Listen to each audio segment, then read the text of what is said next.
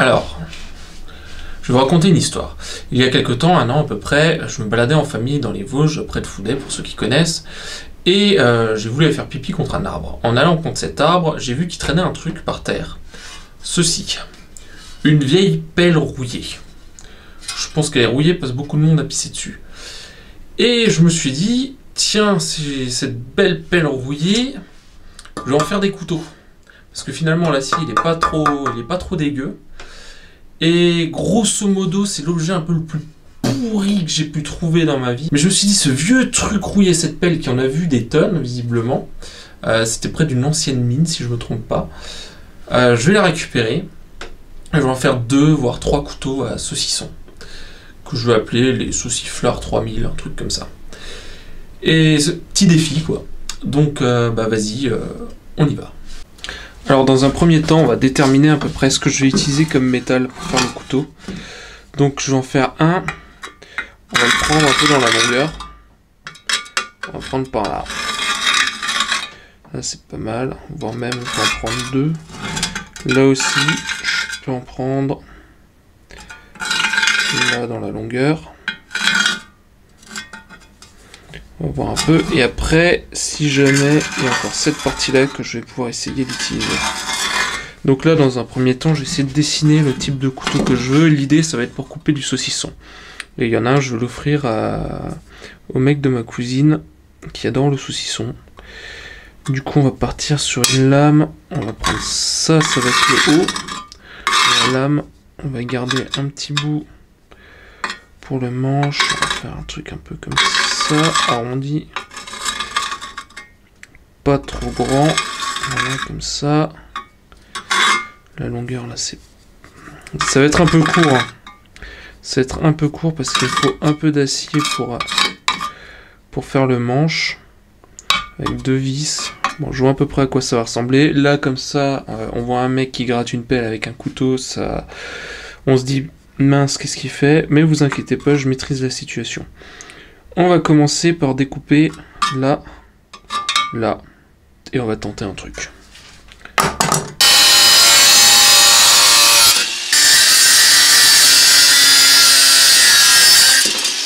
Parfait.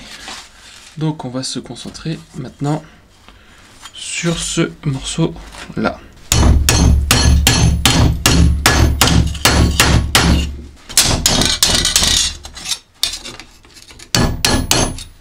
C'est encore un peu voilé. C'est bien pas mal. Ça devient pas mal du tout. On remarque la surface, c'est pas du brut de forge, c'est du brut de pisse. Je sens une lame de très haute qualité sortir de ça. Allez, on va dessiner.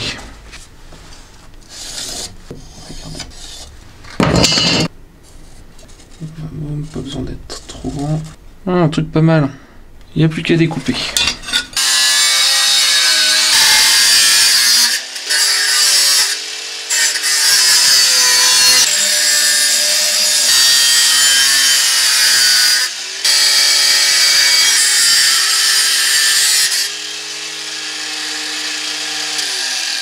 On commence à avoir un genre de quelque chose. On va pouvoir commencer à lui donner une forme un peu plus précise.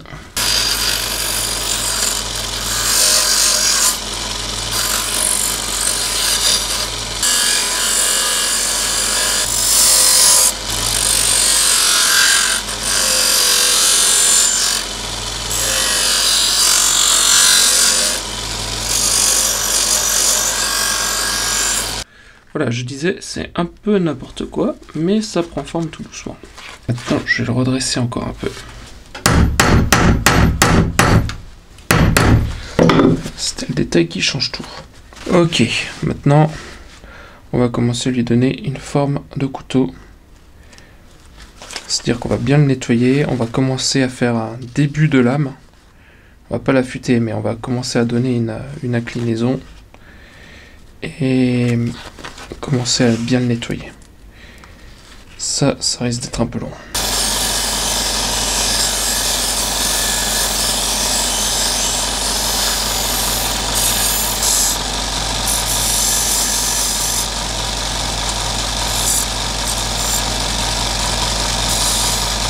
Ok, on commence à voir un début de quelque chose.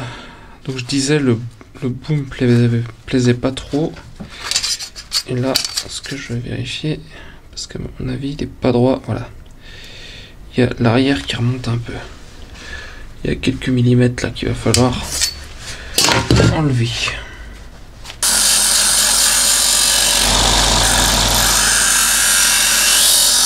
Voilà, là ça me plaît beaucoup plus.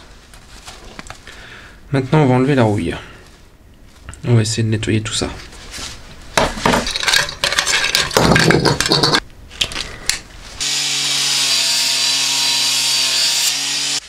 Alors, c'est plutôt pas mal, ça donne un joli aspect. Mais le souci maintenant, ça va être d'enlever la rouille à l'intérieur des marques là. Et ça va être un bordel, parce que si je veux y aller en ponçant, en fait je vais devoir mettre la lame à plat. Mais c'est dommage, ce sera pas très joli. Donc, là pour moi,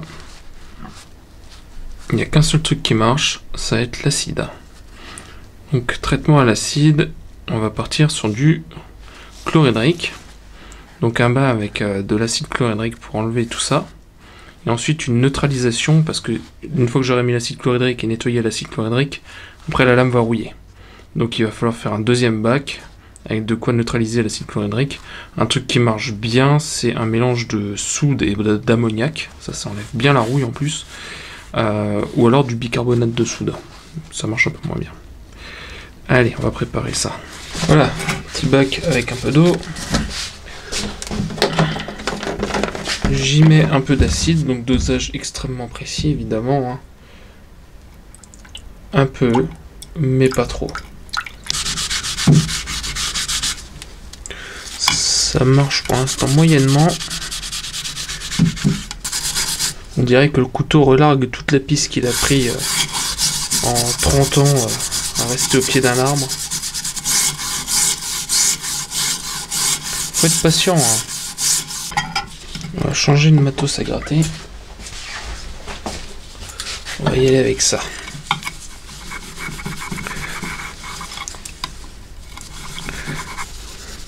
C'est incroyable.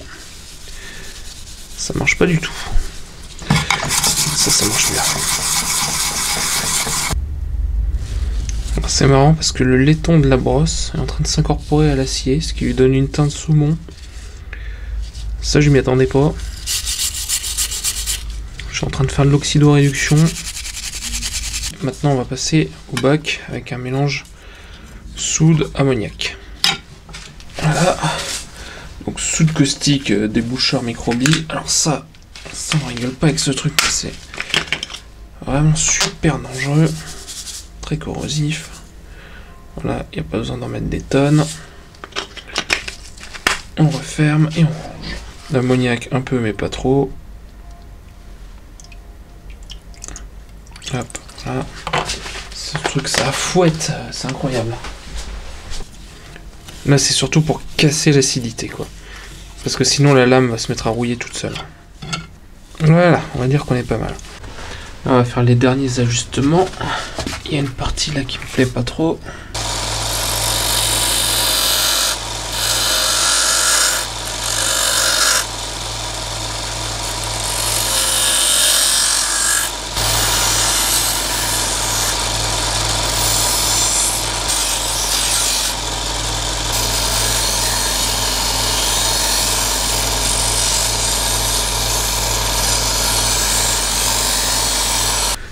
Là ça commence à devenir pas si mal.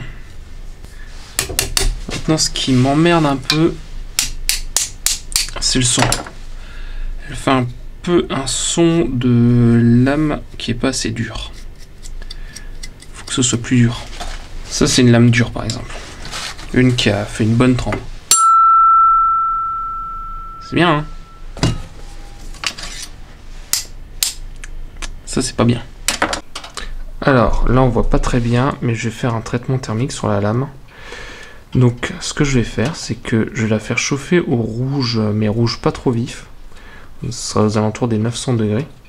Et je vais la laisser refroidir à l'air libre. 3 fois. Pour obtenir un grain d'acier très fin. Et ensuite je ferai une trempe. donc avec un refroidissement plus brusque.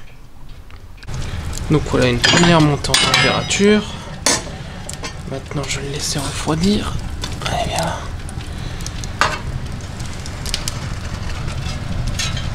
Hop. Avec un ventilo à côté. Et on le laisse refroidir doucement. Et après ce que je vais faire, je vais percer les trous dans le manche parce que j'ai oublié de faire ça. Bon, pour le bois, ça c'est du bois à parquet, donc du bois, je crois que c'est de l'amarante, un truc comme ça, un bois exotique.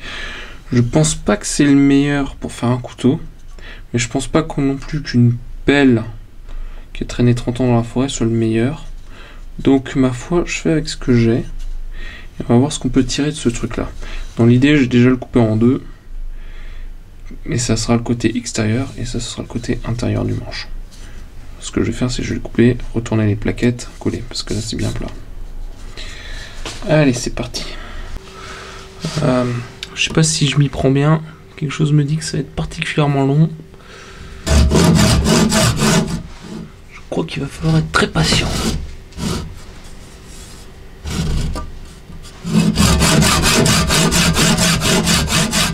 Bon, je suis très patient, mais faut pas abuser.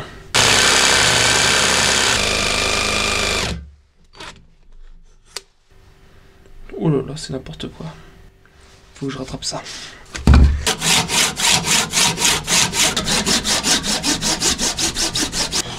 C'est compliqué là pour finir le boulot.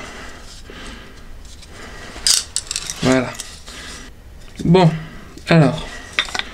Attends, je vais récupérer la poussière parce que j'en ai besoin pour l'étape d'après. Ok. Donc ça, c'est mon manche. Maintenant, faut que je perce la lame.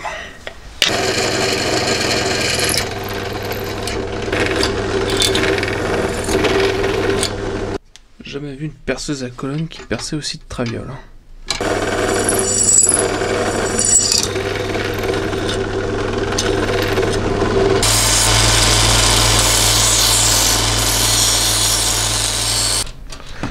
Bon, troisième cuisson là, on va faire la trempe. Donc là, la lame est bien chaude.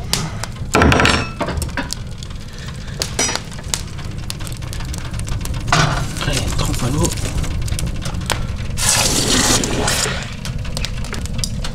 Et voilà. Bon alors la trempe a été faite. On va voir ce que ça donne.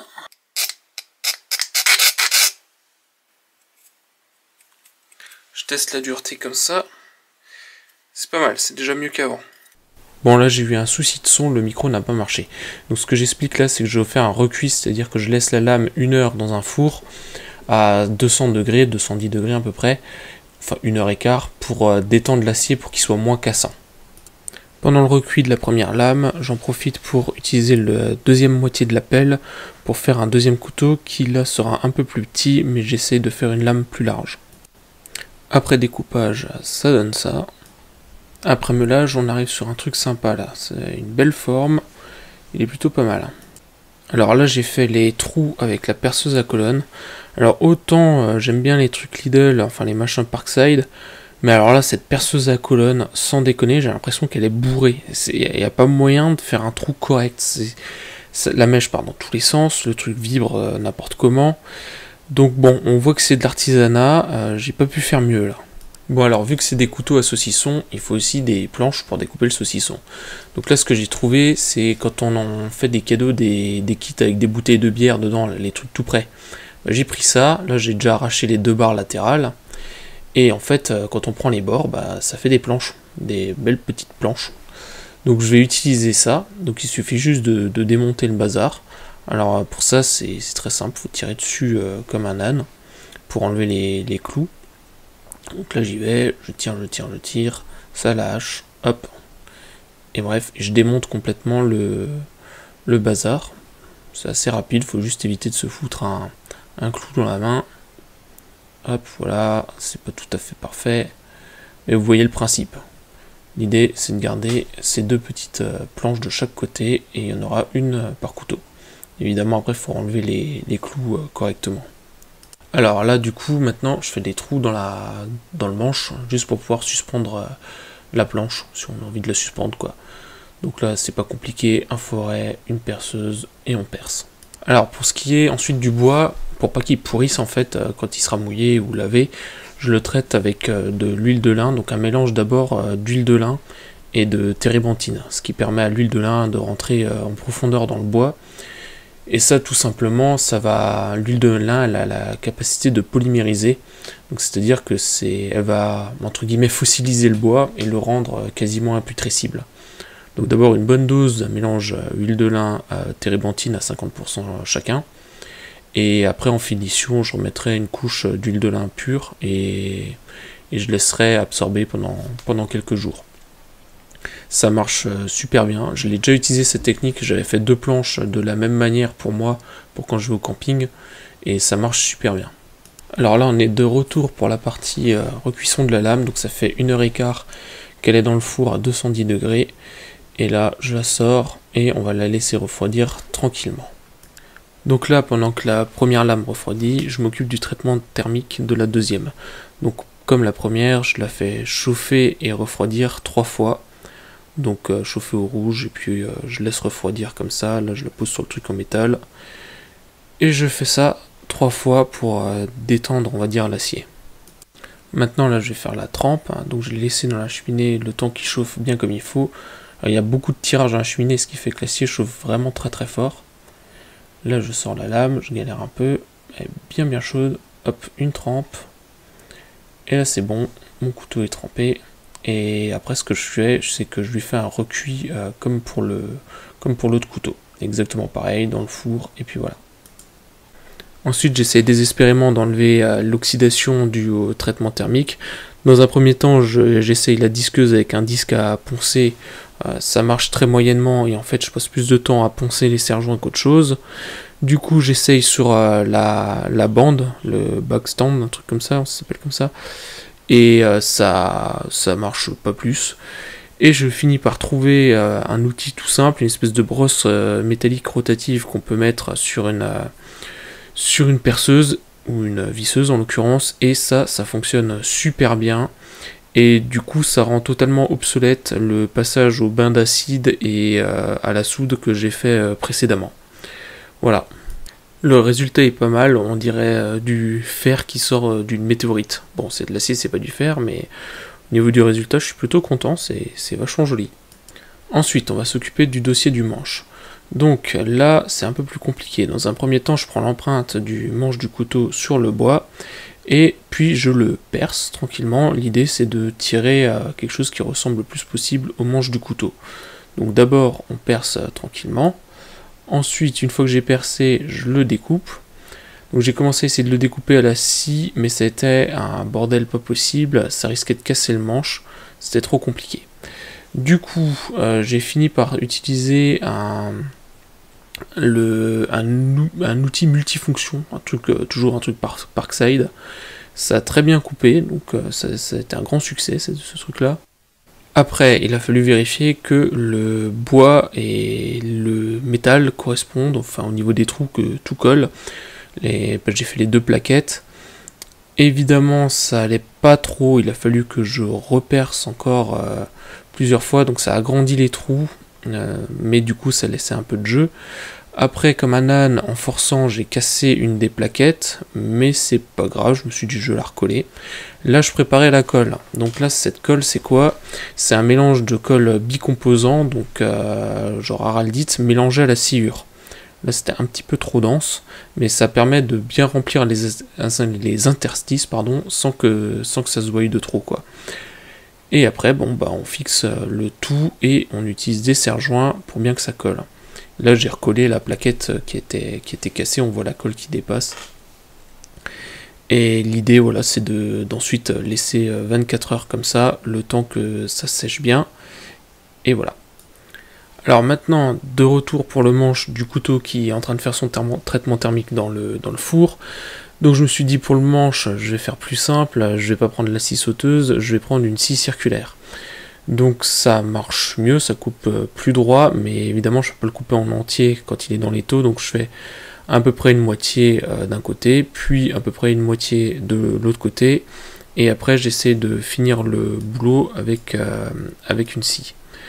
Ça marche plutôt bien, enfin j'ai pas trouvé mieux jusqu'à maintenant. Ensuite, le couteau, donc le deuxième, a fini son traitement thermique. Je prends la brosse métallique, je le brosse de nouveau comme pour le premier. Cette fois-ci, ça va beaucoup plus vite. Hein. J'ai pas fait le passage des bacs à l'acide parce que finalement, ça sert à rien, vu qu'on a refait un traitement thermique. Le résultat est pas mal du tout, j'aime bien. C'est assez brillant, c'est chouette. Pour le manche, je vais pas tout refaire, c'est exactement la même chose. Je perce, je coupe, je fais mon mélange avec la colle et la sciure, serre-joint, et puis voilà. Et du coup, les deux couteaux sont au même niveau, ils sèchent pendant 24 heures. Alors voilà, la colle est sèche. Ça donne ça pour le petit. Et ça pour le grand. Maintenant, on va couper les clous et commencer à travailler les manches.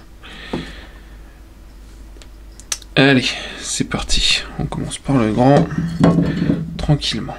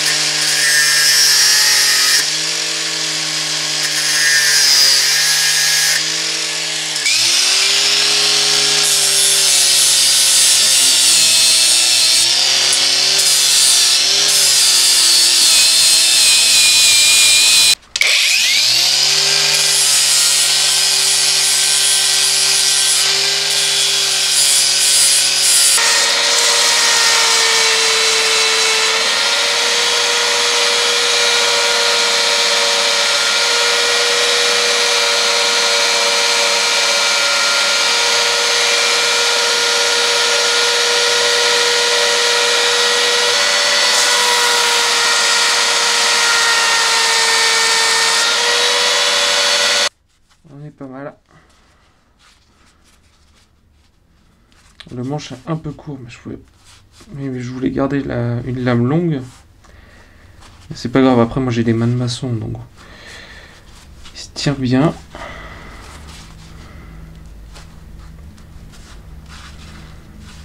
Pour le saucisson, je pense qu'il est très bien. Ok, maintenant il reste plus qu'à remplir les trous. Ici, ici.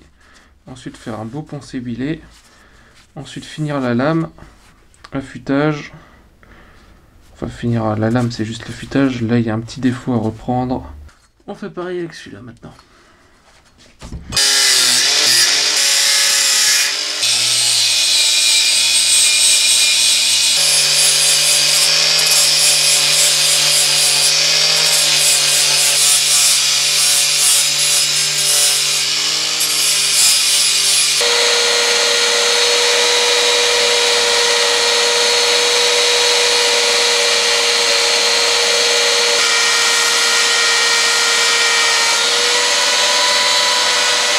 Ok, on a quelque chose de bien sympa. Alors maintenant, le but ça va être de reboucher ces petits trous. Là, bon là c'est plus un petit trou, c'est un cratère. L'idée déjà, je vais les dégager avec un bout de pelle.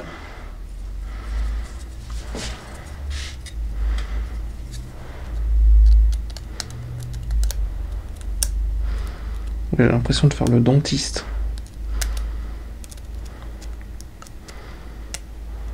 Puis il faut pas que je me le foute dans le doigt. Quand même vachement pointu ce truc. Et voilà, je me suis foutu dans le doigt. Allez, un petit coup de soufflette. Voilà.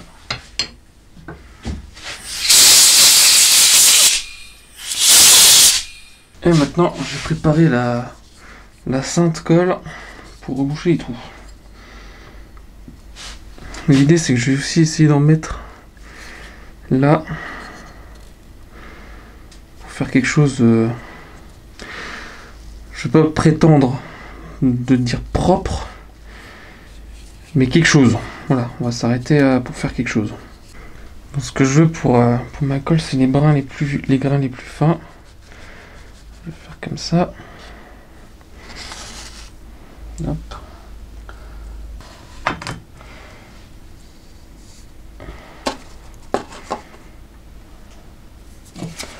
Ça m'a l'air pas mal.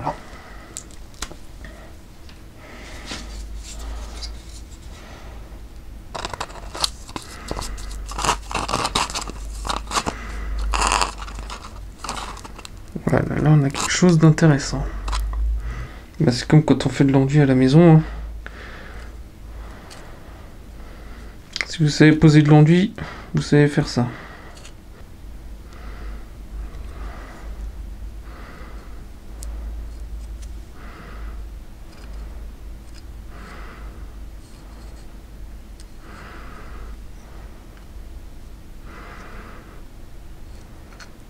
Maintenant celui-là on laisse sécher de nouveau 24 heures. On voit bien la soudure que j'ai fait des deux morceaux de manche.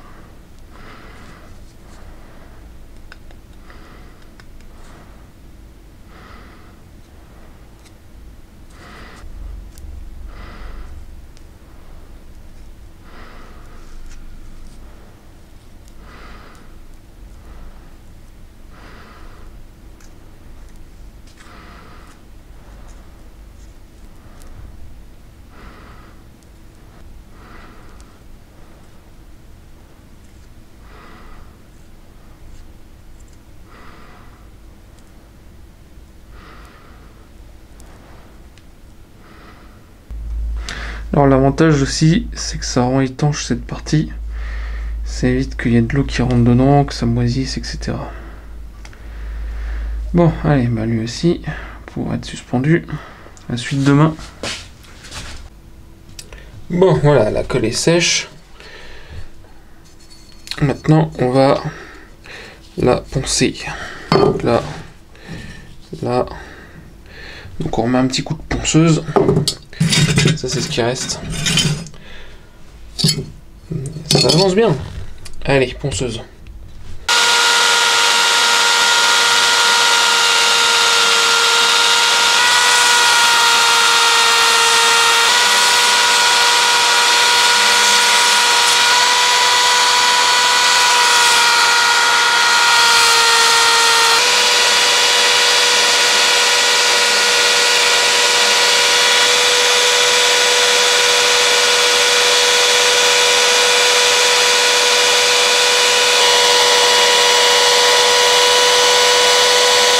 Ok, on avance bien. Il y a 2-3 finitions que je vais finir au Dremel.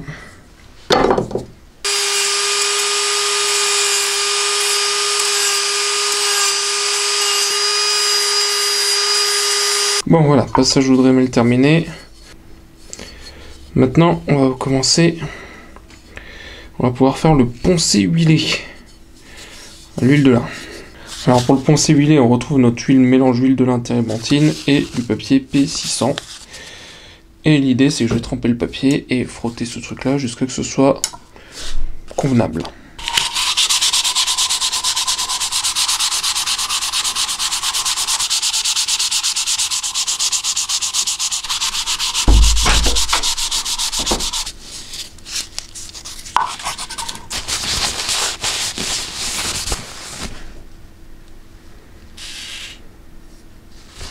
Hop, là on va saturer avec de l'huile, que ça rentre bien dans le bois.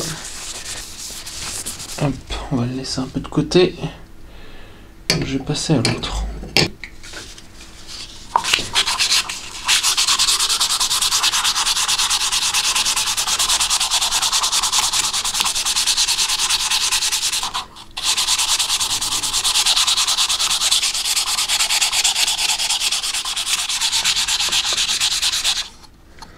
C'est là où c'est important de ne pas faire l'affûtage avant, parce que sinon, je vous explique pas l'état des doigts.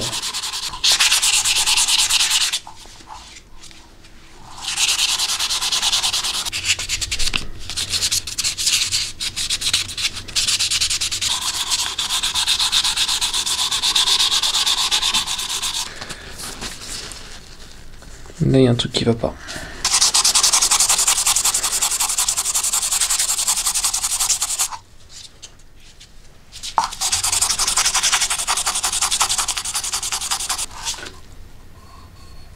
Voilà. Ok. L'huile aussi. Hop. Allez, étape suivante, l'affûtage.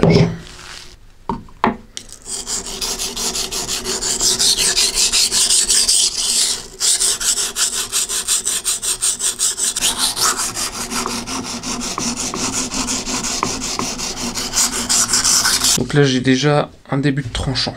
Maintenant comme c'est du très gros grain, il faut passer à du grain plus fin. Alors, déjà on va laver un peu la lame, histoire de voir où est-ce qu'on en est.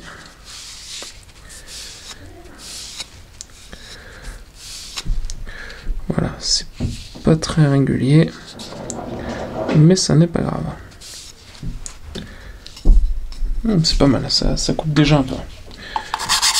Suffisamment pour se blesser si on fait pas gaffe.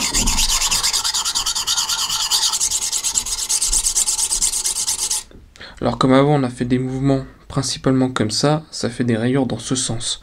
Donc là je vais plus tourner ou faire des trucs comme ça pour effacer les rayures qui sont dans ce sens.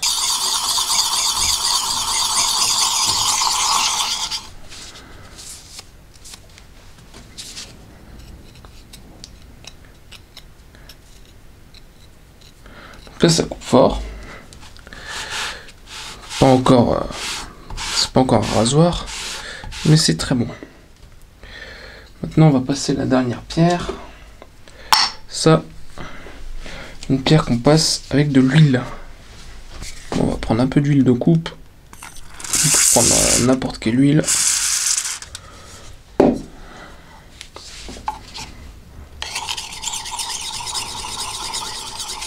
Donc là il n'y a presque plus d'aspérité, hein. C'est du miroir.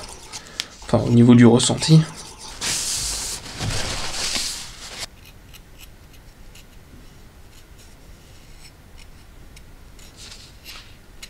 Ok, là on a quelque chose de bien.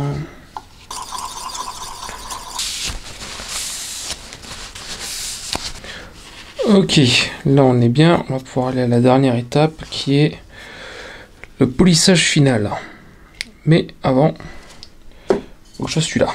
Et du coup, on reprend.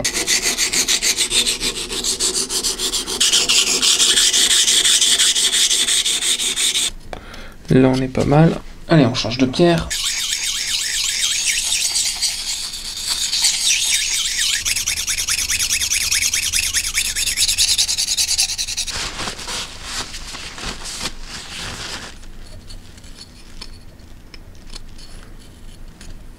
Ça coupe bien. Alors il a une dent. Parce qu'en fait c'est un couteau-ci à une dent. Voilà. C'est le seul au monde. Bah c'est comme ça.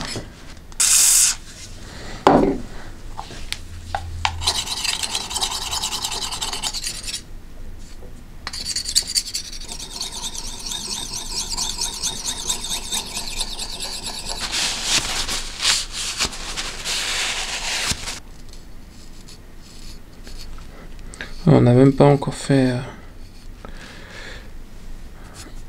le polissage que c'est déjà rasoir. C'est limite un peu trop. Allez, on va passer au polissage maintenant.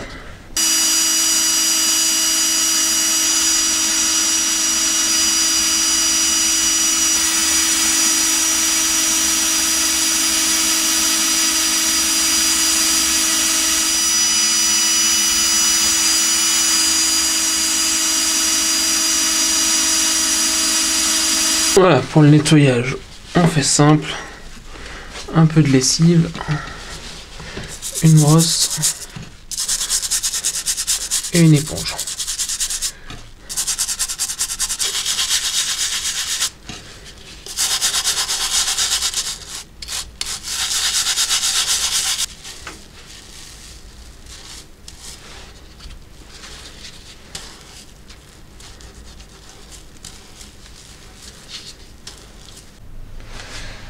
Allez, maintenant, l'huile de lin pure.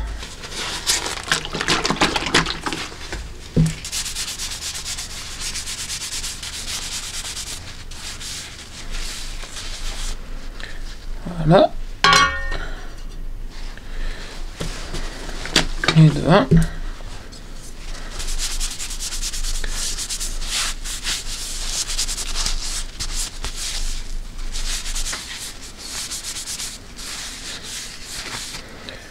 et de 2. Maintenant, tant que j'ai l'huile de lin, je vais finir les planches. Donc là, il faut que j'ébavure un peu. C'est pas trop compliqué. Alors,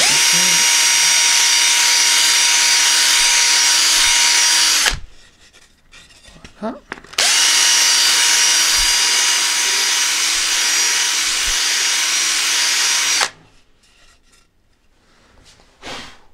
La deuxième.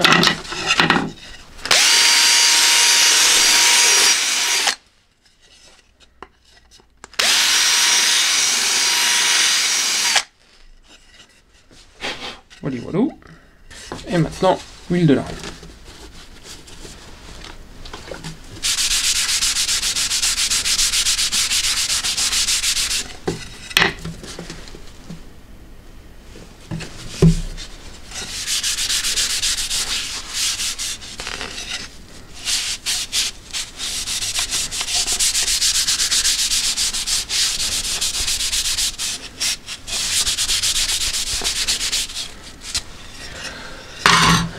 Et voilà. Maintenant, on va laisser absorber tranquillement. Et puis après, il y aura encore un tout petit peu de finition à faire. Bon, voilà, on arrive en phase finale. Hop, alors on va lustrer les couteaux. Comme ça. Donc un chiffon propre.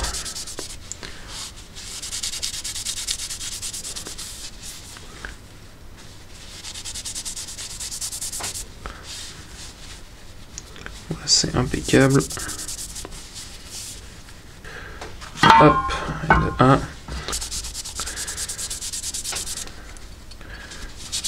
Hop. Donc, maintenant que c'est terminé, qui coupe, qui sont bien comme il faut, on va faire une toute dernière étape qui va consister à nettoyer ces lames, les dégraisser parce que je les avais protégées avec du WD-40. Donc là, je prends du dégraissant pour frein.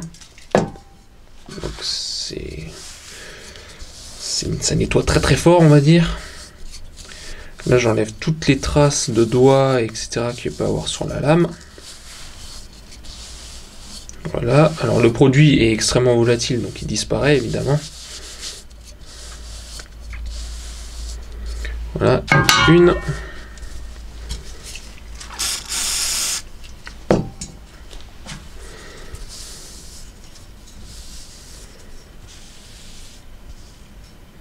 Et de 2. Sauf que maintenant, elles peuvent s'oxyder, vu qu'elles sont plus protégées. Donc, je vais utiliser ce produit, qui est spécial pour contact alimentaire. C'est un hyper lubrifiant et en même temps protection contre la rouille. Alors ça, pour l'anecdote, l'OTAN l'utilise pour les armes, pour protéger le mécanisme des armes. Mais comme c'est aussi fait pour le contact alimentaire, et ben ça permet de protéger les lames.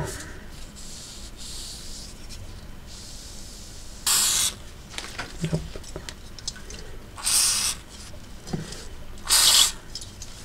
J'ai un peu chargé.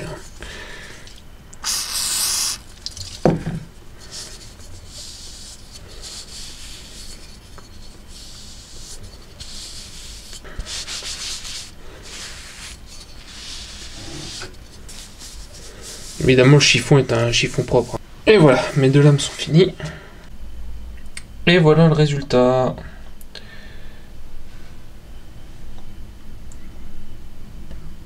Des bons petits couteaux à saucisson avec leurs planches respectives. Allez, on fout ça dans les paquets cadeaux et c'est parti.